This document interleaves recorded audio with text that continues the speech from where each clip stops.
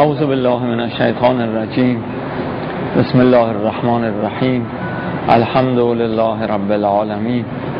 رب اشرح لی صدری و یسر لی امری واحلل عقدة من لسانی یفقهوا قولی. در بحث تاریخ به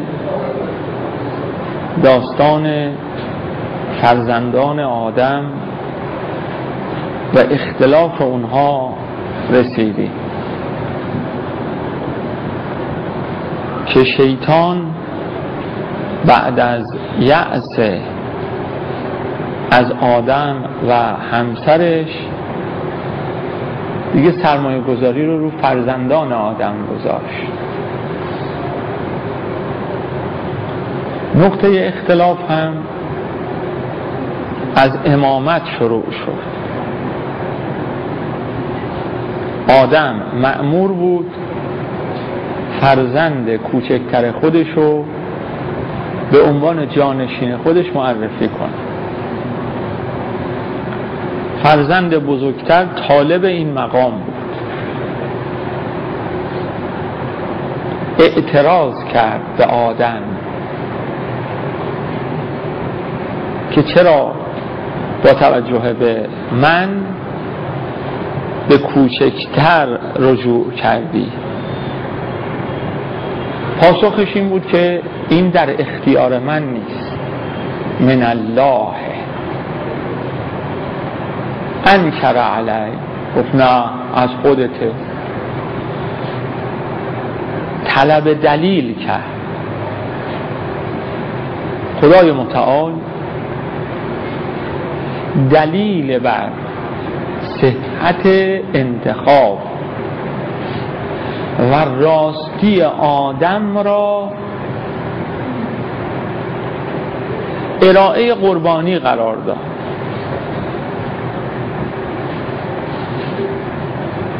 اولا انتخاب من درست بوده، بزرگتر لیاقت امامت نداره. دوم اینکه این آدم درست میگه، من انتخاب کردم نه او. دلیل بر اینکه انتخاب من درسته و دلیل اینکه آدم راست میگه چیه؟ او قربانی بیاری. قربانی هر کدوم قبول شد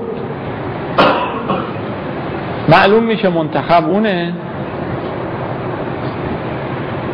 و انتخاب خدا هم ملاک داره. خدای متعال نه بدون حکمت کلامی میگه، نه بدون حکمت کسی رو انتخاب میکنه. قربا قربانن آوردن فتقبل من احدهما، از کوچیکه قبول شد، ولم یتقبل من الاخر، از معترض پذیرفته نشد. دو تا مطلب ثابت شد. مطلب اول اینکه آدم درست میگفت که منتخب خداست. مطلب دوم اینکه انتخاب خدا درست بود. اما این کجا خودش نشون داد که انتخاب خدا درست بوده؟ ادامه اعتراض این فرزند به کی؟ به منتخب، نه منتخب. یعنی دیگه این با خدا کاری نداشت، با آدم هم کاری نداشت. رفت سراغ کی؟ این فردی که انتخاب شده. گفت چی؟ گفت درست انتخاب شدی ولی قبول نکن. و هم گفت این وظیفه منه.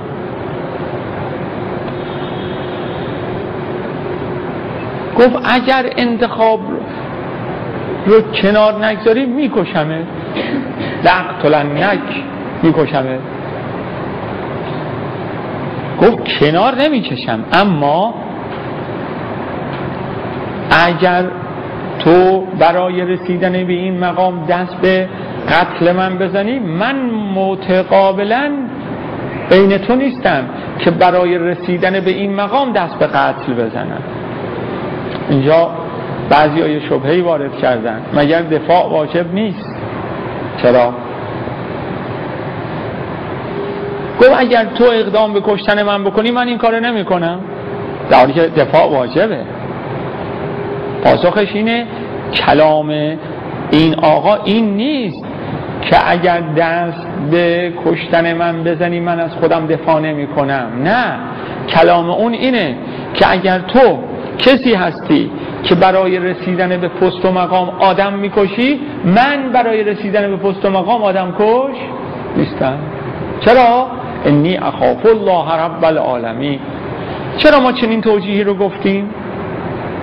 به دلیل اینکه در دفاع اگر طرف مقابل کشته بشه این مخالف با خوف خدا نیست.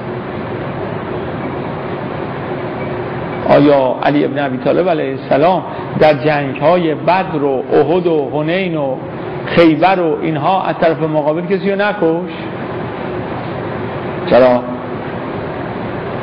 علی ابن ابی طالب علیه السلام لا یخاف من الله میترسه. چرا کش؟ اونجاها دفاعاً. طرف مقابل که آمد علی علیه السلام رو بکشه او هم از خودش دفاع کرد. و همین جهت در جنگ ها امیرالمومنین تا طرف مقابل شمشیر نمیکشید حضرت نمیزد. این چیزی که این فرزند آدم میگه اینه که برای رسیدن به مقام من آدم کشی نمی کنم. پس دید عملیات روانی برای عقب نشاندن این کفایت نکرد.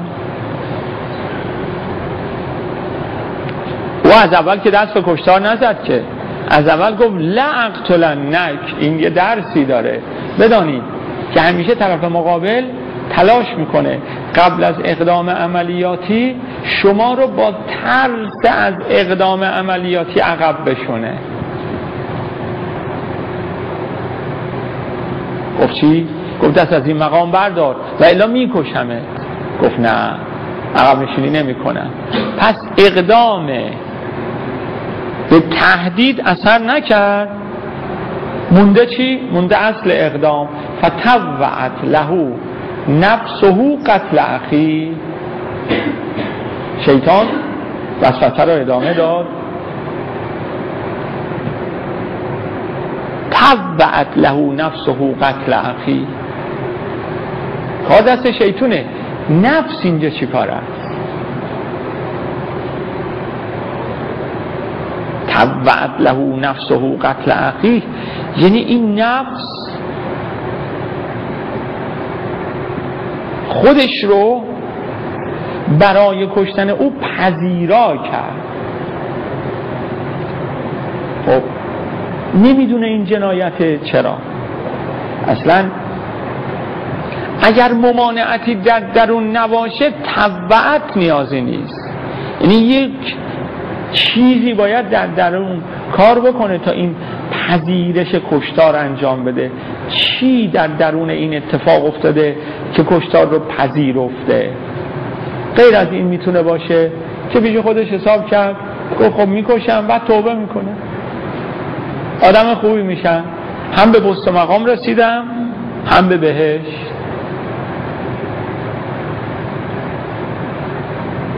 انسان اینجوری دست به گناه میزنه. خدا رحمت کنه. مرحوم آشق عبدالکریم حائری چی فرموده بود؟ فرموده بود هر کی از من غیبت کنه حلالش میکنم الا طلبه ها. من چرا؟ فرمود دیگران غیبت میکنن، عبور میکنن، میرن. طلبه اول منو جایز الغیبت میکنه بعد غیبت میکنه.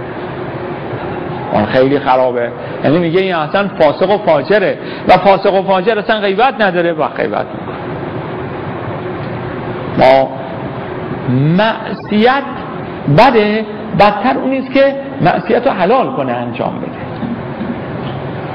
اون تبع له نفسه قتل اخی، جا انداخت برای خودش که عیبی نداره، در یه گناه صغیره انجام میدیم، توبه میکنیم، فقتله زد کش. خب بعد از اینکه کشت چی اتفاق افتاد؟ اولا اینو بدونید چرا فرزند کوچکتر از خودش دفاع نکرد؟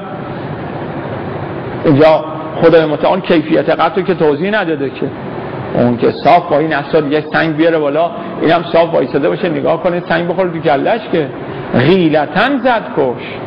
برای دفاع واجبه. او بنده خدا تهدید کرده بود و میکشم. او خیلی خوب اگه تو این کارو کنی بعدم دیگه روابط عادی میشه دیگه. بنده خدا حالا مشغول کشاورزیشه، یهو اپوش یک سنگ زد زد تو کله اینو کش، ولی اون دفاع میکرد. کش تو انداخت و رفت. نمیکرد جنازه. خب فبعث الله غرابا یبحث فی الارض، کلاغی زمینو لیواری سوءت مثلا کلاغ دیگر یه نگاه کرد و گفت چی؟ گفت عجب، مایه تأسفه، اعجزت ان اکون مثل هذا الغراب. به اندازه این کلاغ هم من نمیفهمم. اینجا اقرار بر صحت انتخاب خداست.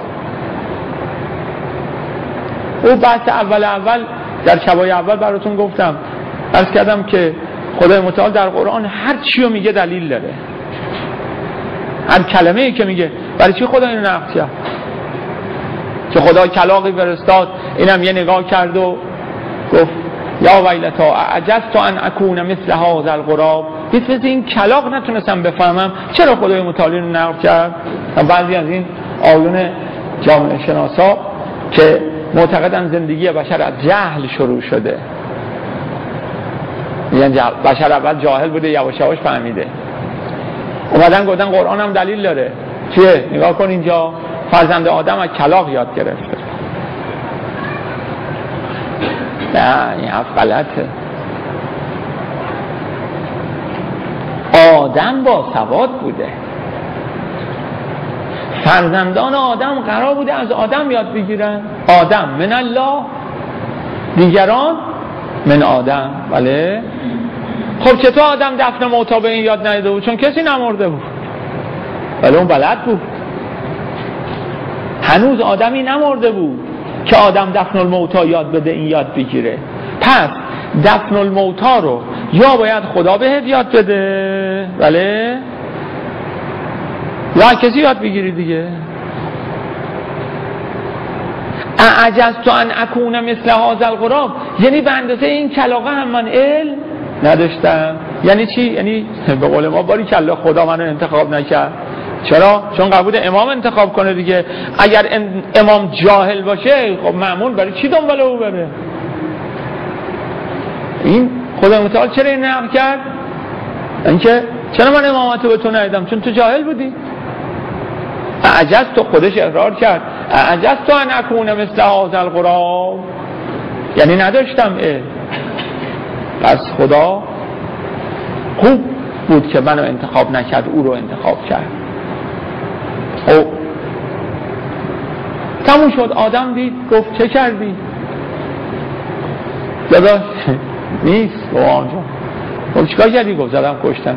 حالا چرا زد داداشه رو کشت؟ تصورش این بود به پست میرسه. من اگر بزنم اینو بکشم کسی دیگه نیست، بابا مجبورش منو انتخاب کنه. انتظار داشت بعد از اینکه اونو کش انتخاب بشه. خدمت بابا رسید و حالا که اون نیست دیگه مرده دیگه. حالا این دیالوگو بنده میگم. گفت نه تو نمیتونی رئیس بشی. و چرا؟ گفت مگه من نگفتم خدا انتخاب میکنه؟ بله این عهد الهیه. بله لا ینال عهد الله الی الظالمین، عهد خدا به ظالمین نمیرسه. تو ظالم شدی. مطلقا مایوس شد. کسی که برای رسیدن به پست و مقام دست به قتل زده بوده مگه به این سادگی دست بر میداره؟ این مسیر الهی بسته شد، رفت به سراغ مسیر شیطانی. جدا کرد اردوگاه. در برابر بابا زندگی جدا تشکیل داد. زن و اینا رو برداشت رفت اونور. دقیقاً هرچه در اردوگاه آدم الهی است اون رفت اون شیطانیشو درست کرد. این روایاتی که میگه موسیقی، غنا، شراب، قمار اینا توسط شیطان تعلیم شده، شیطان به این یاد داد به هر تقدیر بشر زندگیشو باید روی زمین بچرخونه. دو مسیر داره. مسیر بله بشر نمیتونه بیکار باشه، حوصله‌اش سر میره، بچه‌ها پر کنه، یا با ذکر خدا پر میکنه یا با لهو و لعب. راه سومی نداره که. اردوگاه آدم وقت با ذکر الله پر میشه. اینو ما درباره‌اش لهو و لعب درست کرد دیگه، موسیقی، قمار. دو اردوگاه شد زمین. کان الناس امة واحده فاختلفوا و ما اختلفوا الا من بعد ما جاءتهم البینه. آدم و بابا علم دانسته راه رو جدا کرد، نه ندانسته. تمام تلاش آدم علیه السلام این بود که انسان‌ها به اون اردوگاه نرن. تمام تلاش اردوگاه شیطان این بود که اون اردوگاه رو خراب کنه. یعنی یه نفر همیشه مهاجمه، یه نفر همیشه مدافع. رئیس مهاجمین شیطانه. چرا؟ چون شیطان قسم خورد لأغوینهم اجمعین، او همیشه حمله میکنه و آدم همیشه باید از این هجوم دفاع کنه. چرا؟ چون نهاد اولیه رو خدای متعال درش کل مولودن یولد علی الفطره. آدم مدافع بود، او مهاجم. خدای متعال تاریخ انسان رو تا اینجا میگه، دیگه از اینجا تا نوح هیچی نمیگه. در قرآن ما تاریخ رو تا اینجا داریم، یهو از اینجا تاریخ منتقل میشه به نوح. بین اینجا تا نوح رو هیچی نمیگه.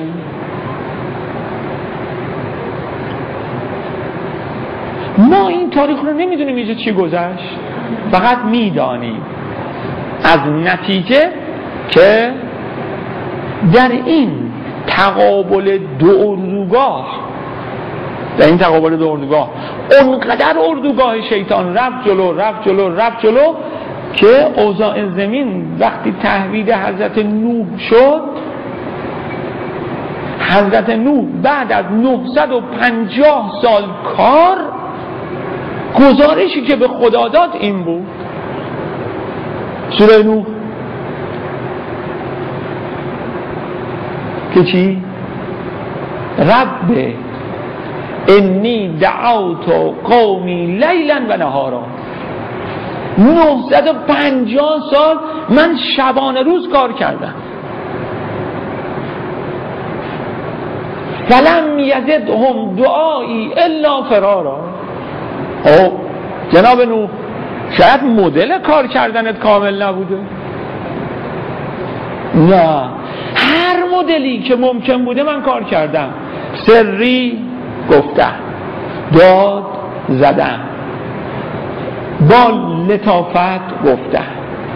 کلما دعوتهم لتغفر لهم، هرچی من اینا رو دعوت کردم که به مسیر مغفرت بیاید، جعلوا اصابعهم فی آذانهم، اصلا حاضر گوش کنه، و استغشوا ثیابهم، لباس میشین رو کلش کن، و اصلا رو بر مسیر خودشون اصرار دارن، و استکبروا استکبارا. بعد از 950 سال گزارش کار ببینید چی میشه. یعنی اونقدر اون اردوگاه قوی کار کرد، اونقدر ربایش کرد، اونقدر جبهه عقل ریزش داشت که 950 سال کار این با چنین گزارشی مواجه میشه. خب چیکار کنم؟ خدایا باید بازسازی کنی. چرا بازسازی کنم؟ اگه بازسازی نکنی هدفت از خلقت دیگه جواب نمیده. تو فرمودی و ما خلقت الجن والانس الا لیعبدون. تا روی زمین عبودیت معنا داشته باشه، خلق معنا داره. اما اگر یه روزی روی زمین دیگه عبودیت معنا نداشته باشه، ولی هدف تأمین نشه، ادامه خلاف حکمت است طبق بیان خود خدا و ما خلقت الجن والانس الا لیعبدون. گفت خدایا بازسازی کن، نوسازی کن. چرا؟ چون این هدفه داره خراب میشه. چرا خراب میشه؟ گفت خدایا من این همه که تبلیغ کردم میدونی نتیجه چی شده؟ هیچی. نتیجه این شده که همه اینا خراب، دیگه در اینا امیدی نیست. انی کلما دعوتهم لتغفر لهم جعلوا اصابعهم فی آذانهم و استغشوا ثیابهم و اصروا و استکبروا استکبارا. دیگه حرف جواب نمیده. خیلی خوب، همینه ای که مؤمنان بسته دیگه. گفت نه، اگر بمانن همینه ای که اصلا خراب میشن. لب لا تذر علی الارض من الکافرین دیارا. نه خراب کن. چرا؟ چون عبودیت داره بی‌معنا میشه. چرا بی‌معنا میشه؟ اینا که بهت گفتم که جعلوا اصابعهم فی آذانهم، خیلی خوب، اینا که موجودن چی؟ گفت نه، اگه ادامه بدی چیه؟ یذلوا عباده. رب لا تذر علی الارض من الکافرین دیارا. چرا؟ انک ان تذرهم یذلوا عبادت. همین تعدادی هم که هستن توسط اینا خراب میشن. ابن نداره به درک نسل بعدی بچه هاشون. گفت نه، در بچه های اینام دیگه امیدی نیست. چرا؟ انک ان تذرهم یذلوا عبادت. خب اولاد نه، ولا یلدوا الا فاجرا کفارا. هر چی به دنیا بیارن فاجر و کفاره. مگه نگفتی کل مولود یولد علی الفطره؟ چرا؟ بقیه‌شو نگاه نکردی؟ چی گفت؟ الا ان ابواه یحودانه او ینصرانه. این بر فطرت به دنیا میاد، اما بابا ننه ممکنه اینو یهودی و نصرانیش کنن. آره، یعنی درسته که بر فطرت میاد، اما شرایط اجتماعی هم نباید 100% یه طرفه باشه. شرایط اجتماعی یه طرفه بود خودی اصلا نمیفهمه. شما در نظر بگیرید یه نفری در یه جامعه‌ای به دنیا بیاد، مطلقا در اونجا حرف خدا و رسول و دین و اینا مطلقا نباشه. خب این بچه از کجا؟ یعنی از اون اولی که به دنیا میاد این فساد ببینه، اصلا عقدی نبینه. این اصلا فحشا براش معنا نداره، همه چی اصله. فحشا چه زمانی معنا داره؟ زمانی که عقدی معنا داشته باشه. ولی اگه در یه جامعه اصلا عقدی نباشه، اصلا فحشا معنا نداره. پس تا هنگامی که جامعه دو طرف است، خدای متعال میفرسته اما هدیناه السبیل اما شاکرا و اما کفور.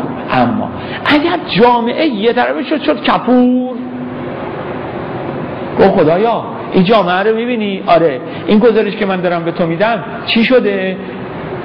اگر بره جلو همین چند تا خوبم چی میشن؟ خراب میشن، تموم شد. خیلی خوب، ولی این بچه‌هایی که اینا به دنیا میارن اینا چی عذاب در میاد؟ ما جامعه یه طرفه شده دیگه. در نتیجه درسته بر مبنای فطرت میاد، اما تداوم از همون اول خرابه. لذا لا یلدو، این جامعه تولد نداره، خروجی نداره، الا فاجرا کفارا. خب چی با عبودیت جمع میشه؟ عجب منطقه درستی. لذا یه حرفی که بعضی ها گفتن انبیا همه نفرین کردن الا پیغمبر ما نوکر پیغمبر خودمونم هستیم، تاج سر همه پیغمبرام هست، رو دستم نداره، ولی این دلیل ارجحیتش نه، هیچ پیغمبری نفرین نکرده، اونم اولوالعزم. اصلا خدای متعال این سوره رو فرمود تا منطق رو بگه آقا این نفرینش بی منطق نبوده، عین منطق بوده، 2 تا 4 تاست. خدای متعال برای چی اینا رو نفی کرد؟ اصلا خدای متعال اصلی رو در اینجا به ما فرمود که چی؟ هرگاه جامعه ای اوضاعش به نوعی شود که بندگی در آن بی معنا باشد خدا آن جامعه را از بین میبرد. این اصله طبق این سوره. نفرین نبود کار حضرت نوح. حضرت نوح گزارش داد، گفت راه حل اینه، حالا تو میخوای عمل کنی بخوای عمل نکنی دیگه به تو مربوطه. نفرین نیست که خدای متعال. حالا خب نوح حرف درسته، کشتی رو بساز، کشتی رو ساخت، پیشرفته. جامعه از نظر تمدنی خیلی عالی بوده، خیلی عالی بوده، چون کشتیه رو اونا ساختن. این کشتیه خیلی پیشرفته بوده، شاید هنوز هم نمیتونن مثلش بسازن. الان اقیانوس پیماها وقتی که رو اقیانوس ها میرن همیشه یه هواپیمای هواشناسی رو هوا باشون در ارتباط، یهو بهشون میگه که اقیانوس بخواد طوفانی بشه میزنن کنار. بعضی مواقع 2 هفته 3 هفته وای میسن تا طوفان بخوابه. خب طوفان اقیانوسی امواجش چقدره؟ 6 متر، 7 متر، 9 متر، 12 متر. اگر کمتر از 7 متر باشه ادامه میده راه رو. بگه موج بالای 7 متر وای میسه. چرا؟ موج بالای 7 متر این کشتی اقیانوس پیما رو میکشه پایین. یعنی چی؟ یعنی یهو یه موج 7 متر آب میاد میریزه، یعنی یهو 1,000,000 تن یهو آب اینو هولش میده میره غرقش میکنه. دیگه وای میسه تا اینا بخوابه. این کشتی که ساختن خدای متعال چی فرمود؟ جاءهم موج کالجبال.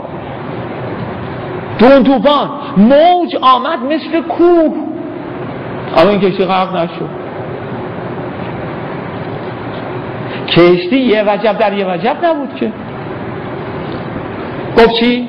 گفت اول اینایی که مؤمنان سوارشون کن. خیلی خوب. گفت از تمام حیوانات خشکی یه جفت سوار کن.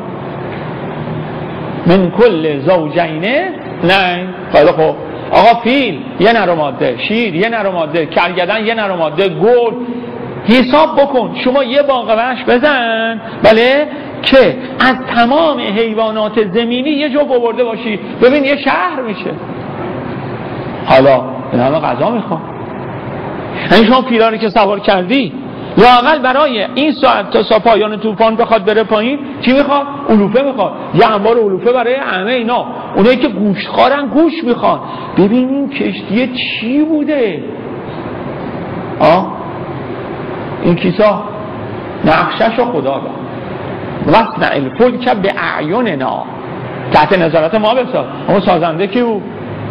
کل مؤمنینی که گفتن سوار این کشتی شدن طبق اکثر روایات 70 تا بودن. یه 70 تاش هم مثلا یکیش خود نوح بود که وقتی سوار کشتی میخواست بشه 1050 سالش بود، یعنی چوب کبریت هم نمیتونست از زمین بلند کنه، حالا اره بکشه چوب ببره. یعنی کشتی و این گندگی الوار رو میخواد 8 طبقه ببره بالا. کیسا همونا ساختن. چقدر صنعت بالا بوده یا همچین چیزی. یعنی بدونید جامعه این که بخواد از بین بره معیارش سطح صنعت و علم روز نیست. از نظر سطح تمدنی خیلی پیشرفته بودن.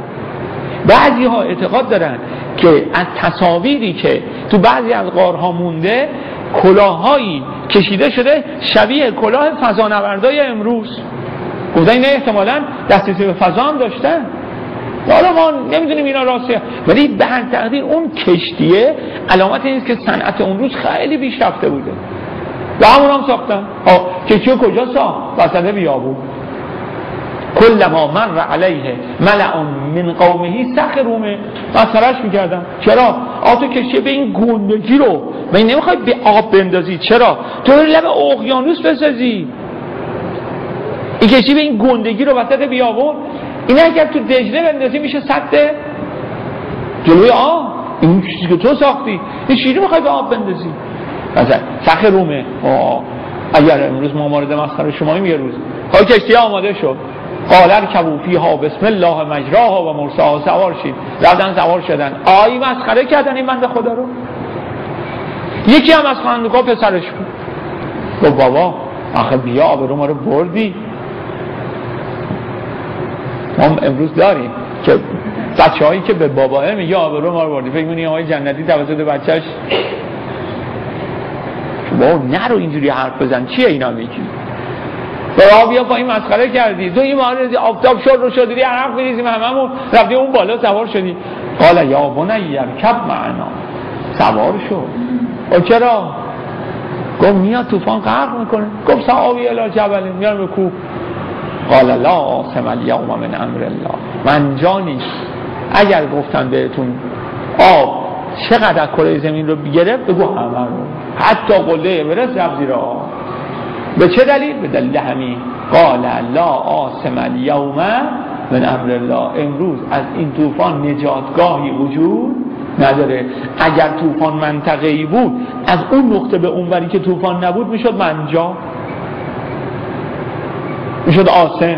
در حالی که گفت لا عاصم الیوم من امر الله، همه زمین رفت زیر آب. تو چقدر وقت رفت زیر آب؟ داشت پسره باباش کله کل میکرد که نخه، گفت سوار شو. نه همین که داشتن حرف میزدن فحال بینهما موج فکان من المغرقین. یهو در عرض همین مکالمه 7-8 دقیقه‌ای اینقدر آب اومد زد زیر پای این. حال بینهما موجون، یعنی یک دونه موج زد کشتی رو برداشت برد این ولی اونم برد. یهو تو این خدای متعال که میلیمتری آب نمیفرسته که، یهو زمین دهن وا کرد، آب جوشید، آسمان اومد و رفت، هر چی رو زمین بود از بین برد الا حیوانات بحری دیگه، ولی بریا رو سوار کرده بود دیگه. یه دونه آدمی زاد نذار، پاک در تمیز همیش که از بین رفت. دوری کشتی اومد گفت بسم الله برید پایین. گفتی پاکسازی کنیم، پاکسازی کردیم، برو بسم الله شروع کن. زمین زندگی روش بار دوم دوباره شروع شد. با کی؟ با اکثریت خوب و اقلیت بد. اینایی که سوار شده بودن مؤمنین بودن، تو اینا منافق وجود نداشت، همه خوب بودن.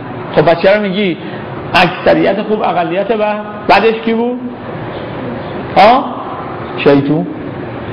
شیطون کجا بود؟ سوار کشتی. گفت خدایا من نگودی لا عاصم الیوم من امر الله، چرا ما چیکار کنیم؟ من نگفتم انذرنی الی یوم یبعثون، گفت قال انک من المنذرین. گفت چیکار کنم؟ گفت نو بس اینم بیاد بالا، برو بالا.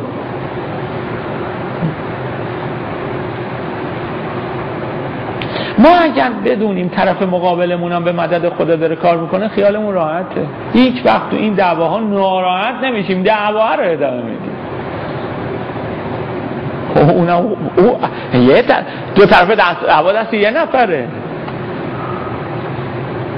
که عصبانی میشه آمریکا، نه بابا اونم به نوری خدا داره میجنگه. ما زمین امانی تو جنگا عصبانی نمیشه. حالا اون که خیلی دیگه بیش رفته است. میگه تو کارا یا علی مدد باشیم، یا علی مدد که در ما که این تاریخیه. ابن ملجم یا علی زد تو سر علی ابن ابی طالب، لا حول ولا قوة الا بالله. درسته؟ به حول الله و قوته یقون. درسته؟ خیلی خوب. این مگه شما نمیگی بکم فتح الله و بکم یختم الله و بکم ینزل الغیث و بکم ینزل ولی بکم فتح الله و بکم یختم الله دیگه. خیلی خوب. لا حول ولا قوة الا بالله یعنی اون حول و قوه الهی روی زمین توسط اینا. خب بفهم ببینم ابن ملجم به حول و قوه کی زد تو سر علی ابن ابی طالب؟ بابا واسطه فیض علی ابن ابی طالب دیگه. یعنی این فیضی که داره به این ابن ملجم قدرت میده که تو سر علی ابن ابی طالب بزنه، این فیض توسط خود علی ابن ابی طالب داره میره. چرا قطعش نمیکنه؟ چرا؟ چون در ضربه اونم خدا میبینه. منتها اون با این ضربه داره میره جهنم، این دیگه به علی ابن ابی طالب ربطی نداره. شیطان به فیض الهی میاد اون بالا، منتها با همین فیض میره جهنم. تموم شد. خب برید پایین. آقا ببینید زندگی روی زمین با اکثریت خوب و اقلیت بد از اول شروع شد. اول آدم بود و همسرش شیطون، سومی وجود نداشت، دوتا خوب یه بد. اومد به یه جایی رسید قضیه معکوس شد اکثریت بد اقلیت خوب در حال انهدام. خدای متعال نوسازی کرد. چیکار کرد؟ زد دوباره قضیه رو برگردون، دوباره اکثریت شد خوب، اقلیت شد چی؟ بد.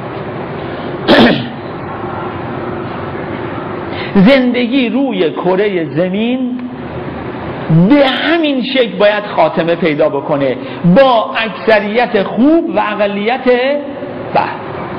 خب تفاوت اول و دوم چی بود؟ و تفاوت دوم با آخر چیه؟ چون یه نوسازی هم خدا توسط امام زمان میکنه. تفاوت چیه؟ تفاوت در کمیت و کیفیت دیگه. آدم و همسرش وقتی آمدن روی زمین اکثریت خوب 2 نفر بودن دیگه. چند تا تجربه داشتن؟ یه دونه. فقط توی اون از اون درخت خورده بود و بیرونش کرده بودن، هیچ تجربه دیگه ای نداشت. پس زندگی روی زمین با اقلیت خوب از نظر کمیت و با اقلیت خوب از نظر کیفیت. حالا وقتی از کشتی اومدن پایین دوباره زندگی با اقلیت و اکثریت خوب شروع شده، اما این خوب که اکثریت داره یک ارتقای کمیتی داشته. در تقدیر گفتن 70 تا دیگه، 2 تا کجا 70 تا کجا؟ ارتقای کیفیتی داشته. اینا چند تا تجربه داشتن؟ خود نوح آدمه دیگه. آره آدم چند تا تجربه داشت رو زمین؟ یه دونه. این نوح وقتی از کشتی اومد پایین چند تا تجربه داشت؟ اصلا چیزی براتون بگم، آدم تجربه نوسازی نداشت. داشت آدم تجربه نوسازی؟ آدم دید خدا زمین رو پاکسازی کنه یا هم چیزی ندید دیگه. ولی نوح اینو دیده بود. چرا؟ فرمود که در اون سوره لنجعلها تذکره، بله، انا حملناکم علی الجاریه لنجعلها بله لنجعلها تذکره تعیها اذن واعیه. یعنی اصلا این میشه جدید بود و نوح با علم به این اومده کشتی پایین و اونایی دیگه. یعنی گفت این اینقدر تجربه بالایی بود که تعیها اذن واعیه در طول تاریخ آیا که اومدن پایین این تجربه رو داشتن دیگه، دیدن. پس هم یکی ارتقای کمی داشتن، یکی ارتقای کیفی. حالا اگر انشالله زمین با امام زمان نوسازی بشه، ببین اون چیه، چه انسانهایی خواهند شد. نه اینکه حالا من وقتی میگم اون یعنی 1000 سال دیگه، نه، ممکنه همین فردا اتفاق بیفته. مثلا آدمای اعلی رو نمیشه با آدمایی که از کشتی اومدن پایین قابل قیاس کنه اصلا و ابدا. نه خوباشو نه بداشو. اومدن پایین زندگی شروع شد. تا ماجرای یادشون بود، خوب بودن، آرام آرام فراموش شد. کثرت نسل اومد، زاد و ولد، دوباره شیطان یارگیری کرد 4 یا 5 نسل که رفته بود، یهو نگاه کردید کره زمین دوباره اوضاع خراب شده. چی شده؟ رئیس قسمت بابل، یعنی این منطقه، فردی شده به نام نمرود، ادعای خدایی میکنه. حضرت ابراهیم توی یه خونه‌ای به دنیا اومده که توی این خونه علل اجبار این بچه باید مثل این یارو زندگی کنه. ابراهیم پدرش علل ظاهر وقتی که ابراهیم به دنیا میاد یا مادر باردار بوده، بابای از دنیا میره. بابای از دنیا میره، آره.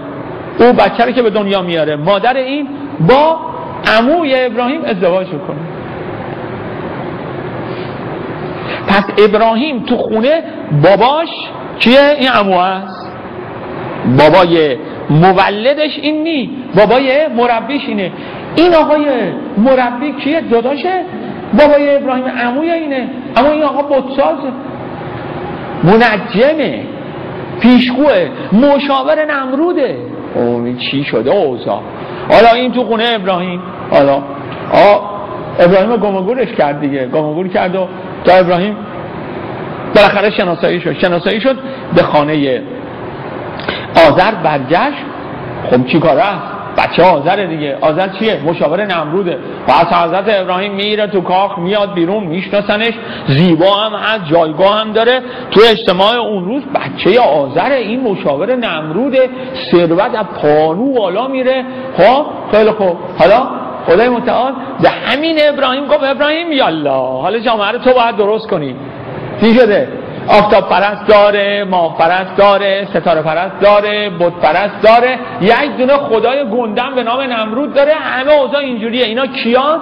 اینا نسل پنجم فرزندان همونایی که توی کشتی اومده بودن پایین. این شیطون چیکار کرده؟ حالا خب ابراهیم بزن بخواه، چشم بزنیم بخواه. حالا چیکار کنی؟ هیچی، همه رو تو باید منکوب کنی. چشم. اول بریم سراغ اینایی که میگن آفتابه. اومد و خدای شما اینه؟ آره. انشالله خیلی گنده است. خب تاریک شده با و این کجا رفت؟ ببینید دقت کنید، تفاوت است بین الله و رب. الله موجده، موجد الکل. رب پرورش دهنده است، رشد دهنده است. ما در عالم اصولا کسی رو نداریم الله رو انکار کنه. میگن خدا به وجود آورده، حالا به وجود آورده، کی اداره میکنه این عالم رو؟ بله، یه دیدگاه موحدینه، میگن خدا. خب همه کارا خود خداست؟ میگه آره بابا، ولی خدا اسباب درست کرده، ملائک داره، به اصطلاح والذاریات ذروا فالحاملات وقرا فالجاریات یسرا فالمدبرات امرا. یه دون مدبرات امر ملائکن، سیستم ملائکه‌ای. خب وقتی اونا اردوگاه رو جدا کردن، اون فرزند آدم الله رو انکار نکرد که اومد به جای سیستم ملائکی چیه رو درست کرد؟ بت رو درست کرد. بت شد قلک. لذا مثلا این بت رب بارانه. آقا بارون پاییز داره، زمستون داره، بهار داره، تابستون داره. 4 تا پیر مجموعه درست کرد. گفت این بت بهار. خب شما در بهار 3 ماه دارین، فروردین، اردیبهشت، خرداد.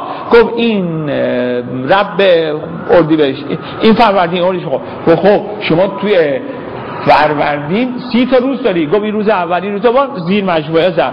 گفت خب شما تو روز اول 24 ساعت داری. گفت این مال 24 ساعت اولین دوم. خب 24 ساعت شما هر ساعتی 60 دقیقه داری. گفت این 60 تای اول، این 60 تای دوم.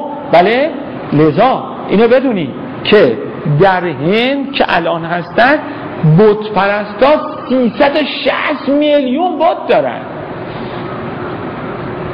نه فکر کن بوتا همه قد این ستونن، کره زمین نه، بوتا بعضیاشون قد یه ناخون دستن، اینجوری همینجوریه دیگه. یعنی مثلا اون بت باران رو که گذاشته یه هیولاست، بعد 4 پس کوچیک میاد تا به این ریز نقشا میرسه، اینجوری همینجوری. اینا بت ثانیه ها، اینا مال بارانن. اونی که مال آفتابه همینجوری. اون وقت یارو بارون میخواد، یا پولی باید به گندهه بده. چهارشنبه میخوای به فلان باید پول بدی، ساعت فلان اینجا پول. این قلکه، پول میریزن. خب حالا اینا ربشون خداست. بودن اون ربی که همه رو اداره میکنه خورشیده. وقتی رب گفت خب الان کی داره دنیا رو اداره میکنه؟ موندن. گفت مگه نمیگیری این اداره میکنه؟ آره. کجا رب؟ اون هم گرفت خوابید. من خودم خوابید. الان دنیا رو کی داره اداره میکنه؟ بدون مدیر موند. گفت انی لا احب الآفلین، به درد نمیخوره. خب اونا آمدن گفتن آها ما الان ماهو داریم، این داره اداره میکنه. باشه. نیه داشت. صبح شد گفت خب این کو؟ گفتن هم استراحت کنه. گفت حالا کی داره اداره میکنه؟ دید حالا دیگه خورشید نصفه. گفت نداره. گفت اینم به درد نمیخوره. ستاره ها همینو گفت اینا که همه نصف کاره. نه اینا مدیر نیستن. تموم شد. خب بوتا شروع کرد. اول اومد به نمرود. چجوری می اومد تو کاخ؟ این بچه مشاور نمرود تو کاخ اومد و این حرفا رو شروع کرد. به نمرود رسیده بود که با بچه آذر داره توی اجتماع هری حرفا میزنه. بگو بیاد ببینیم تو این حرفا چیه میزنی؟ حق دیگه و حقه. و این دنیا رو کی داره اداره میکنه اگه من نیستم؟ با خدا. همونه مدیر؟ آره. تو هیچ کاره ای؟ گفتش که بگو ببینم ربی که تو میگی چی کار میکنه که من نمیکنم؟ گوی چی؟ یاهی و یامید. گو انا آهی و امید. منم این کارو میکنم. گو چجوری؟ دو تا زندانی آوردن، یکی گردن زد، یکی گو آزاد. گو این ابراهیم علیه السلام اصلا نرفت با این کله کل کنه. خوب دقت کنید اینا من تون میگم این دوره میخوام عبور کنیم. وای نشد کله کل کنه بهش بگه که بابا این احیاء اماته نبود که. چرا وارد بحث میشد اینایی که اونجا نشسته بودن اولا نمیفهمیدن چی به چی شد، بعدم میافتاد تو این دیالوگ گفتگو برو جلو یه 2-3 سالی باید بشینی بحث کنی، هنوز داری بحث میکنی، هیچ فایده ای هم نداره. ها گفتش که باریکالله تویی و تومید. دوباره گفت خب خدای من یه کار دیگه هم میتونه بکنه. خب چیه؟ گفت خدای من خورشید و مشرق در میاره مغرب. خب گفت تو امروز برعکسش کن، این ور درو ببر اون ور. فبهت الذی کفر. دیگه جواب نداشت. ما با این عرفان‌های کاذب و با این مدعیان دروغین وارد بحث معنی نداره بشی. آقا من میتونم چنین عملی بکنم. جدی؟ باریکالله یالا بابا این مرتبه فیضیه رو میخوایم ستوناشو محکم کنیم، میترسیم کلنگ بزنیم، یالا یه 2 ساعت اینا رو هوا نگرد ما اون زیر بوتون بریزیم بذار سر جا. اگه تونست این کار رو بکنه منم مریدشم، نشد یکی اینا رو خالی کنم و زیر دفنش کن برو. این آقای ممدلی باب ادعای بابیت میکرد. او به اصطلاح چیز بود، حلاج منحرف. زمان حسین ابن روح نوبختی بود. آل نوبخت اینا تو بغداد پولدار بودن و سمع اماما و اینا. این آقا هم پول میخواد. رفت پیش اون عموی حسین ابن روح، اون از اون تجار بغداد بود دانه عموش. گفتش که آقا تو این پولا رو باید به من بدی.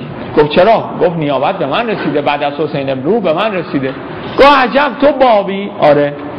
خب من باید یه چیزی ببینم. چیه؟ گفت راستش من پیر شدم، میبینی سر سفیدم، موام سفید شده، اما هنوز قوه باهم از بین نرفته. خیلی زن دوست دارم، جواری قیافه منو میبینن موی سفید دلشون میزنه، من همش باید رنگ کنم، از رنگ کردن خسته شدم. خب چی؟ گفت به آقا بگو آقا یه دعا به من بده اینا سیاه بشه دیگه سفید نشه، هر چی پول بخوای میدم به تو، برو دعا رو برده بیا. اینم رفت دیگه نیومد چون باب نبود.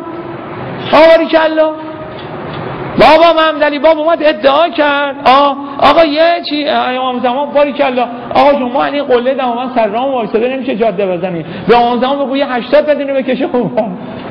تونست باریکالله بابه، نتونست زیر قله دفنش کن قضیه تموم میشه میره. حضرت ابراهیم نیومد با او وارد دیالوگ بحث بشه که نه بابا این احیانی اماده گفت خدا این من میاره تو این وری ببر فبایت الذی کفر تموم شده رفت. نمرود ربوبیتش رفت هوا. رفت چیکار کرد؟ رفت سراغ بوتا. آخه اینا بوتا اربابن دیگه، چیکار کنی؟ اینا رفته بودن که زد همه ارباب و خورد خاکشیر کرد، تبره رو گذاشت گردن گندهه و رفت خونه گرفت خوابید. آقا بتگرا و بت حافظا و همه اومدن بتخونه خورد خاکشیر ریز و درست. من فعل به عذاب آلهتنا. کی؟ اون سیستم نمرود قالو سمعنا فتى یقال له ابراهیم یذکرهم، درباره اینا حرف میزنه، احضارش کردن. انت فعلت هذا بآلهتنا یا ابراهیم، تو انجام دادی؟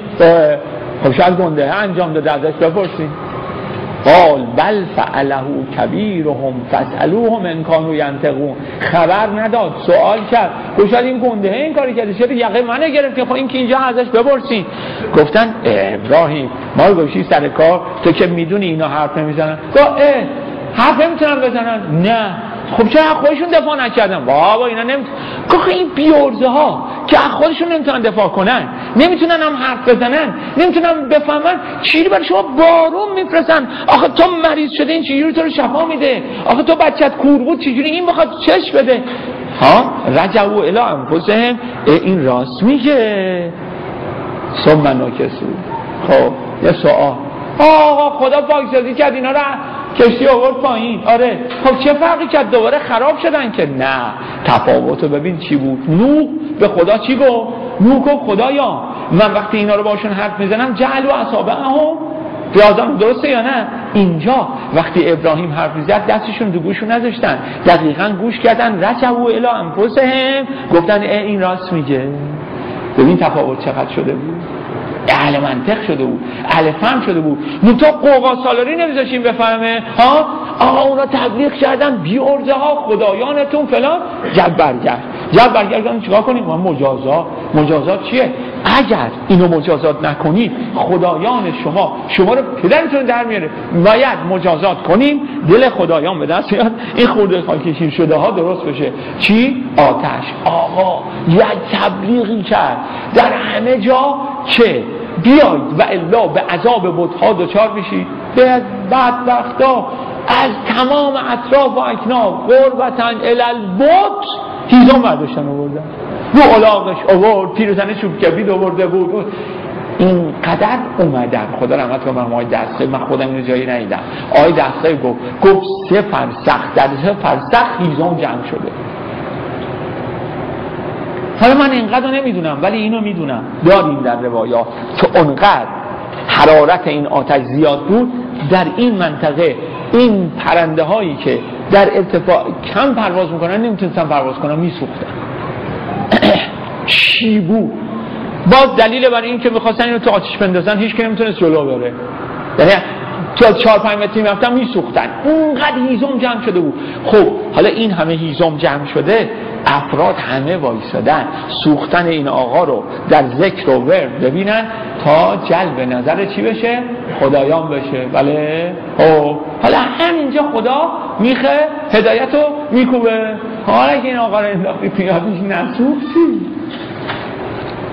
تمام این جماعت یقین میکنن این درست میگه، نه تردید دارن دیگه، تو تردید افتاده بودن. رجعوا الی انفسهم، اینا تو تردیدن، یه تلنگر میخواد یقین پیدا کنن. ها اومد بدن توبه کن، گفت بابا اون میسوزونی، خب بنده. گفتن همه آمدن بهش پیشنهاد کمک دادن، گفت میخوام ولی تونم. خب آقا اینو انداختن با منجنیق از دور انداختنش، افتاد اون وسط آتیشا.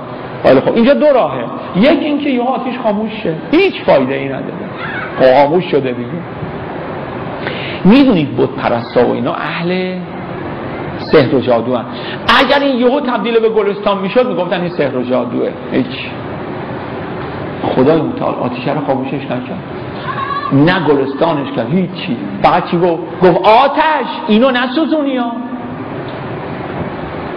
بردن خنک باش براش و سلامنش. یعنی چی؟ گفتن اگر خدا سلامانه نمیگفت آتیش انقدر یخ میکنی یخ میزد. بابا آتیش انقدر حالونی، آتیش که بردن رو میفهمه. نه، و سلامن، آتش تمام اکسیژن محیط رو مصرف میکنه. اینایی که تو آتیش میافتن اول خفه میشن بعد میسوزن، چون در محیط آتش سوزی اکسیژن وجود نداره. این افتاده کجا؟ افتاده وسط آتیش، نمیسوزونه ولی خفه میشه. گفت بردن و سلام، و اکسیژن ها رو مصرف نکنی نمیره. آقا نمیتونه سکون بخوره، هرچی هم آتیش میسوخت فرو میرفت ابراهیم. آی صحبت استخونش هم سوخت فلان فلان فلان. مدت ها صبر کردن، آتش سوخت، زغال شد، خاکستر یا میدنی بلند شده داره لباسا رو میتکونه میاد بیرون. یقینا اینو خدا نجات داده. آمنو، عجب. خدای متعال تدبیر، بله اینو بدونی که همیشه خدای متعال از امکانات دشمن برای خودش استفاده میکنه. یعنی این چرا ما رفتیم عضو NPT و اینا شدیم؟ چرا رفتیم با اروپایی‌ها مذاکره کردیم؟ برای چی رفتیم؟ ما که کار خودمون نمی‌کردیم. دقت کنید ما رسانه تو دنیا نداشتیم. اگه تدبیر آقا نبود عملیات روانی اینا ما رو از بین می‌برد. آقا با کمال ظرافت عین خدا که آتش رو خاموش کرد، آقا از دشمن ابزار گرفت، گفت برید مذاکره کنید. اینا مذاکره میکردن، خبر ما تبدیل شده به خبر اونا. به دنیا میگفتن اینا سر هسته‌ای دارن مذاکره میکنن. با کی؟ با اروپایی‌ها. خبر اونا میدادن دیگه. خب آقا شما گفته بودید میخوام بمب اتم درست کنید، گفت نه هنوز یقین نکردیم، احتمال داره. همیشه از ابزار دشمن استفاده کرد. این رهبران الهی اینجوری هست. حضرت ابراهیم اول اگر جنیا کمک میگرفت، جنیا بود میکردن آتش خاموش میشد و دیگه فایده ای نداشت. وقتی این آتش بسوزه، زغال بشه، خاکستر بشه، اما شما نسوزی، این علامت این است که در اینجا یک ید قاهری وجود داره. لذا حضرت ابراهیم بعد از اینکه نسوخت تبدیل شد به چهره جهانی. ان شاءالله جلسه بعد میگیم داستان چیه، برسونیم به پیغمبر صلوات خدا.